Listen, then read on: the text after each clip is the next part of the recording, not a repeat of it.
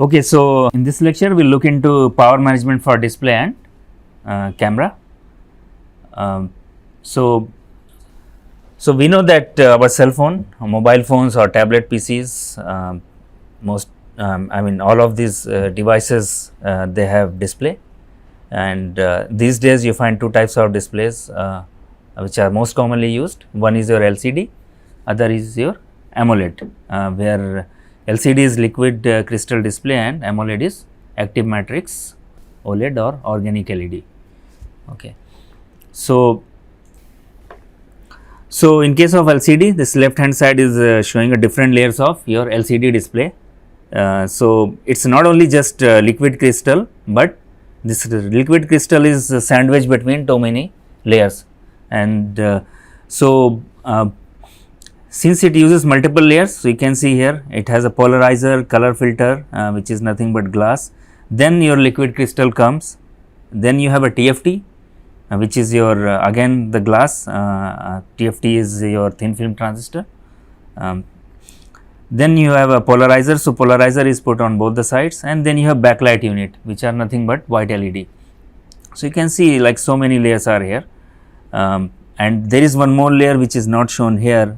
After backlight you have a, so it's part of backlight itself, that is called diffuser actually. So your LEDs are like a spotlight, more like a spotlight, but we require a uniform distribution of the light in display, just like your tube light and bulb. So tube light, I mean the whole tube is nothing but diffuser, but inside that you will find the bulb. So bulb this basically the outer layer or this cylindrical layer acts as a diffuser, and the same thing happens here. So you will find a rectangular white piece here where you throw the LED light. So on both sides you will have LEDs or one side, and it will diffuse the light and it will get uniformly distributed in your display, so that you see a uniform brightness actually. Otherwise, if you don't have a diffuser, what would happen? You will see a spotlight, like one corner may be white, other may be less light, so it won't look uniform and display will be very bad.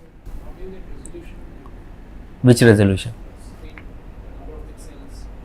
That depends on how many basically this each liquid crystal is nothing but acts as a pixel.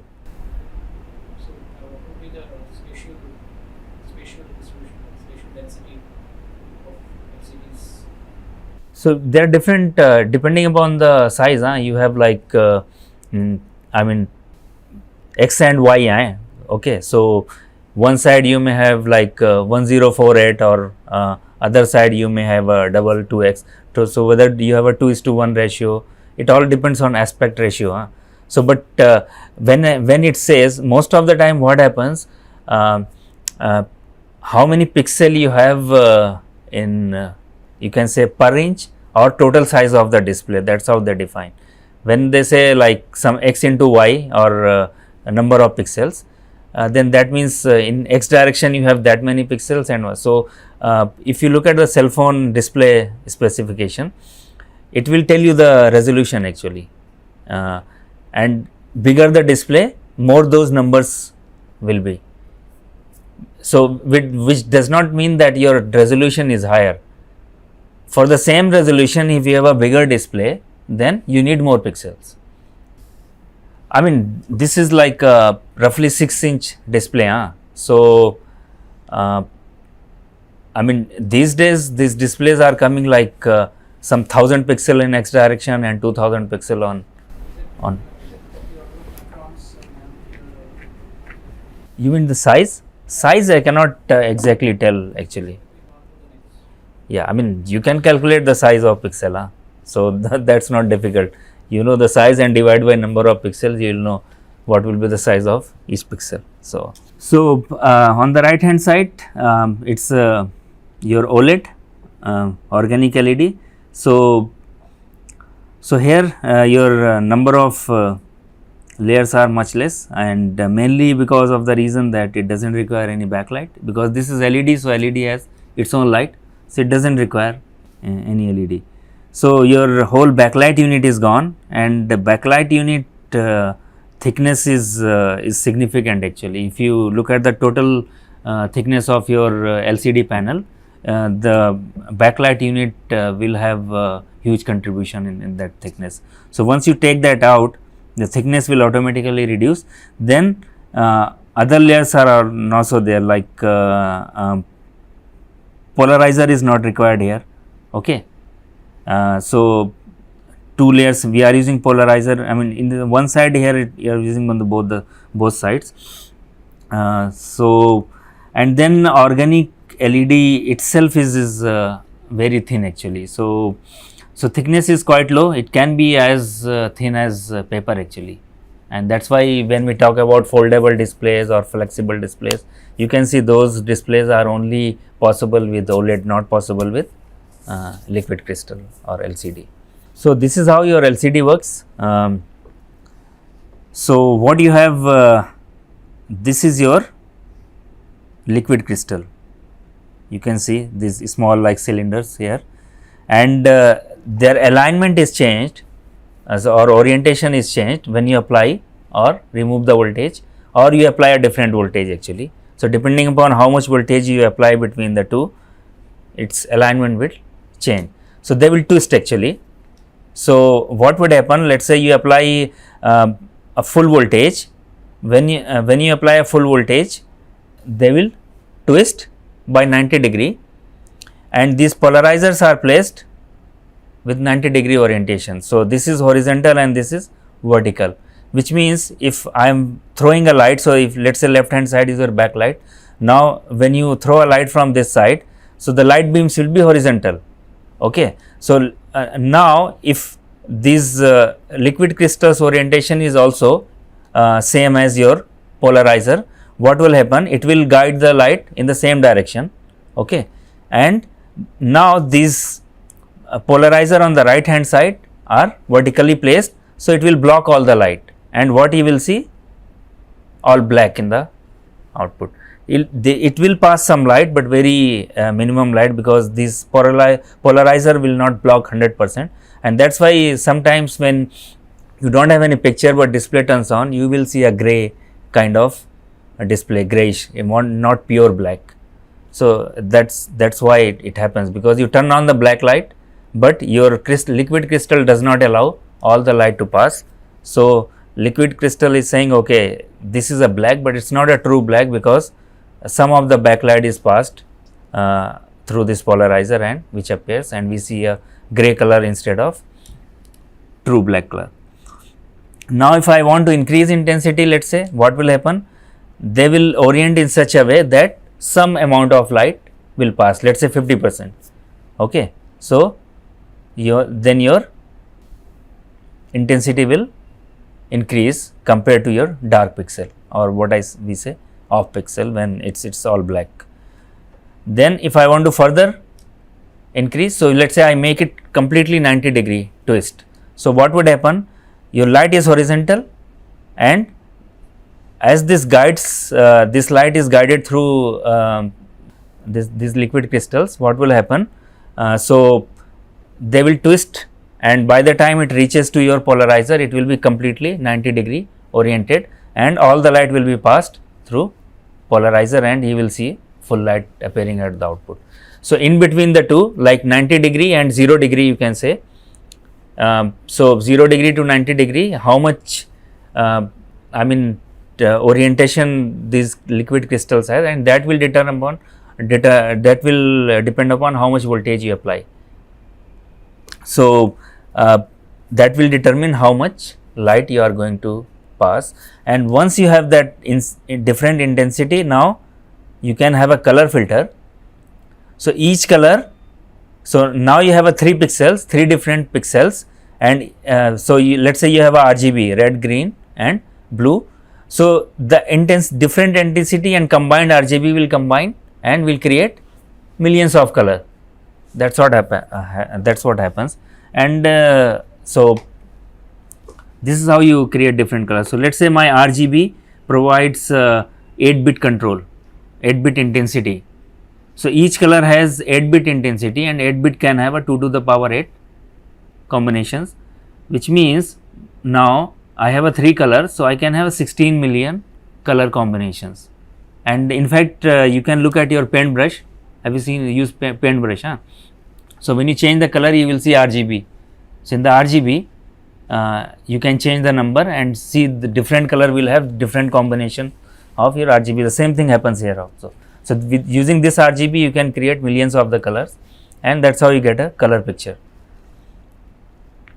So this color filter is used in your color display. If it's a black and white display or monochrome, then you don't require this color filter.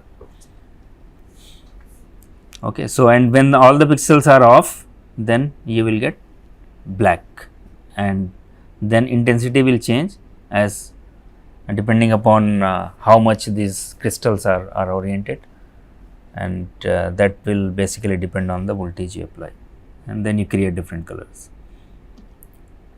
So here is a small video which I want to show. This will tell you how exactly this works. Today's modern LCD technology is based on a discovery made by engineers Lehmann and Reinitzer around 120 years ago. Let's take a look at the technology in detail. In liquid crystals, the molecules are similar to long, drawn-out rods. As with crystalline structures, these molecules exhibit a strictly ordered crystal structure. The ordering of the molecules creates a directional orientation. In most LCD displays, the liquid crystals are embedded between two glass plates rotated by 90 degrees. This formation produces what is known as a twisted pneumatic LCD. So that's what I was talking about, their 90-degree orientation. A polarization filter is fitted onto each of the outer glass plates. These polarization filters mean that only one dispersion direction of multiple light waves emanating from a light source is allowed to pass through. The light follows the rotation of the molecules and, twisted by 90 degrees, hits the outer polarization filter. As the rotation means that the direction of the light matches that of the polarization filter, the light can also pass through this filter and brightens the outer glass plate at that point. If an electrical field is then generated between the glass plates, the special property of the liquid crystal molecule becomes fully apparent. As the molecules are dipolar, they react to the electrical field and are repelled. The rotated molecule structure is interrupted. When light then passes through the first polarization filter and follows the direction of the molecules, this hits the outer polarization filter and cannot pass through it. When a matrix is created from a number of these individual cells, it becomes possible to display graphics and images. To generate more colors, each pixel is divided into 3 subpixels. Color filters are placed over these subpixels in the colors of red, green, and blue. By triggering the subpixels differently, additive color mixing can be used to generate each color required. So in reality, in one color pixel consists of 3 different pixel or liquid crystals, and that is called subpixel actually. So that makes you one single color pixel because it has a RGB. And these pixels are so tiny, even these 3 combined pixel will appear to us as a single color pixel actually. Okay, so there is one more display called RGBW. So we already know that red, green and blue is required. So if I want a white light, then I have to turn on all the 3 pixel, red, green and blue. So which means I need to turn on 3 pixels. Okay. But if I add a white pixel, then instead of turning on all the RGBW, I can simply have a one single white pixel. And white pixel, you can think of, it's nothing but a transparent. Okay, because we already have a white light, the backlight is nothing but it's a white light, and it is passing through a through color filter which has red, green and blue color. Now if I put another layer of I add another basically layer in the in this filter which is transparent actually, so it will pass all the white light. So now if I want a brightness, and we know like this display have a brightness control. So instead of turning on all the 3 color pixels at full brightness, I will reduce the brightness of my RGB and I will turn on this transparent pixel. So, what will the advantage is here, with the less current you will achieve same brightness, or with the same current you can achieve more brightness. So, that is the advantage here. So, this picture is showing the power consumption actually. So, this is your conventional LED without your white pixel, and once the moment you add a white pixel, you can see for the same brightness it consumes 40% less power. So, this left hand side picture is RGB, this is RGBW with white pixel actually, and both pictures you can hardly differentiate between the two, they have the same brightness, same quality, but this white magic or RGBW is consuming 40% less power. So, that is a huge advantage. So, this was taken from Japan Displaying JDI, which basically manufactures these displays. So, LCD pixel driver.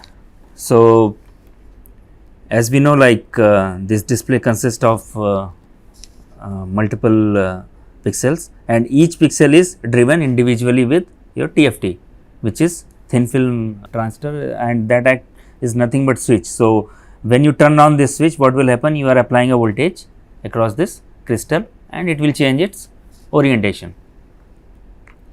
So, this is a row and column. So, row will basically drive the gate, which will basically turn on and off, and on the column you apply the voltage.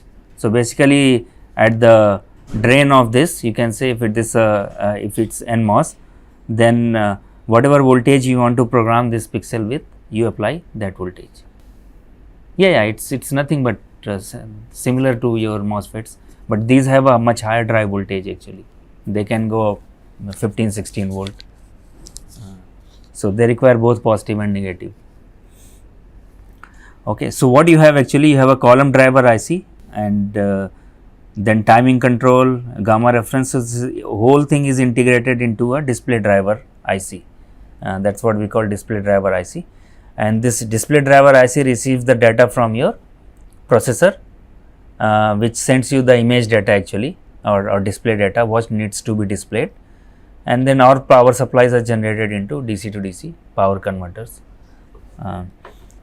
So, it's a complex actually IC here, which is used for display driver, and it has so many pins, because you can imagine like you are driving a display actually, so many TFTs, and each TFT corresponds to one pixel, and you know the number of pixels, like there could be millions of pixels.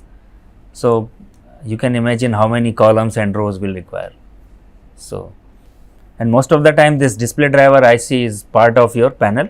So, in the panel you will have a LCD, you will have all your backlight, your polarizer, everything, and then everything will be mounted on a board, and on the same board you will have this display driver IC mounted, and which will connect to your main board, which basically main board on the phone through your display cable, which is a flex cable. So, in case of AMOLED, as I mentioned earlier, that since it is LED, so it does not require any backlight, and so there could be color LEDs, or also these LEDs could be white LEDs, and on top of that you can put a color filter. So, just like here in this case. So, this is your LED, but here I have shown 3 different color LEDs, but it is quite possible that you can have all the 3 white LEDs, and on top of that you can put color filter. So, the cheaper AMOLED basically these OLED displays are made using color filter and white LEDs instead of having a color LEDs, because that is more expensive. And the another thing is, like different color LEDs require different drive voltages, because their forward voltage is different, not same. So, it becomes quite complicated to drive those. So, the same concept applies here. Since it is a LED, so instead of voltage you apply current here, and LEDs require constant current, and the relationship we know these diode have a exponential relationship, and it requires constantly. So, voltage has to be very precisely controlled here. So that's why we, instead of a voltage, we derive it directly with the current. So you can think about this is this gate voltage is coming from somewhere else, which is basically converting this voltage, or you can say mirroring this current into this FET. So same you have data and rho, and data is nothing again the voltage which you are applying to the gate, and then this voltage will determine how much current is flowing into this LED. So based on the current you are applying into this LED, your brightness can change, and you can achieve different brightness by simply controlling this current. So just like in case of LCD, the orientation was changing, and that was depending on different voltage you apply. So you can get different brightness or intensity. Here, in order to get different brightness, you change the current. So again the same thing, you can apply the RGBW concept here also. So you can have red, green, blue and white LED. If you are using color filter, then you can have a transparent dot or pixel, and that will give you again 4, and you can save again some power here. So if we talk about power management for LCD, so these are the different supply voltages which are mostly required for LCD panel, and these specs are mostly for cell phone, not a bigger panel actually. So you require digital supply, which is 1.8 volt, analog supply 3.3 volt. Then this is TFT row gate drive, which is positive 15 volt. Then negative gate drive voltage is minus 10 volt. So and then VCOM. VCOM is nothing but the common voltage where other side of your liquid crystal. So the voltage across this liquid crystal will be the voltage you apply minus this VCOM. It could be 0 also, but due to some reason this VCOM may be a variable and can be adjusted, because on an average the current voltage you are applying through LCD should be 0 actually. So most of the time what we do, we apply both positive and negative in such a way that average is equal to VCOM. So if VCOM is 0, now if there is a difference between positive and negative voltage, then average won't be 0. So what you do, you adjust your VCOM to bring to the same average. So the on an average voltage you have applied across crystal remains 0. Otherwise you will get a frozen picture and your display can damage actually. So that's a requirement for the panel itself. Then you have two voltages, 5.5 and minus 5.5 volt, and then you have backlight supply which drives your backlight LEDs. It could be anything. VCOM is not switching. It depends on refresh rate. So if you have a, let's say 50 hertz refresh rate, depending upon how many pixels, so each pixel is basically you have to cover all the pixel within one cycle of 50 hertz. So you can just multiply with the number of pixel and you can see what clock rate you will require, the refresh rate. So that's why this capacitor which is required here, this C or again this C storage, they should be big enough to store or hold your charge for that, because if this capacitor leaks out, then your display basically will change and your whole picture will get distorted. So that's why more refresh rate will give you maybe a better picture quality actually, and that's why now newer displays are coming at like 100 or 120 hertz kind of almost 2x of what regular display has refresh rate. Other thing is like 50 hertz. So even if you, let's say you have some variation, so 50 hertz can be easily seen by our eyes, but 120 hertz will hardly be seen actually. So more you have actually refresh rate. So even if let's say your capacitor leaks out little bit, but and that will basically look like a flicker to our eyes. When your display is changing, then it's nothing but flicker. The brightness is changing. So if brightness is changing at 50 hertz, then our eyes can see but as you keep on increasing the frequency, then even if it's flickering, our eyes cannot see. Yeah, because our eye is more like a low pass filter, so beyond certain frequencies, if you go to order of kilohertz or so, then we can hardly see. So if you closely look at your tube light, you can see little flicker. But if you have a, let's say, LED light and you turn on and off at a very high rate, 1 kilohertz, then it will appear like a constant light. And simply by changing the, and that's how we, when we talk about how you change the control the brightness of LED, we'll see the same concept is applied here. So you turn on and off at such a high rate that our eyes will see a constant, but by changing the duty cycle, you can change the level of brightness. So this requires much higher voltage, 28 volt if you are using 8S2P. 8S2P means 8 in series and 2 in parallel. So 2 strings of 8 LEDs connected in series. So total 16 LEDs. You can have a 4S4P also, which means 4 in series and then 4 of them connected in parallel. So you require lesser voltage.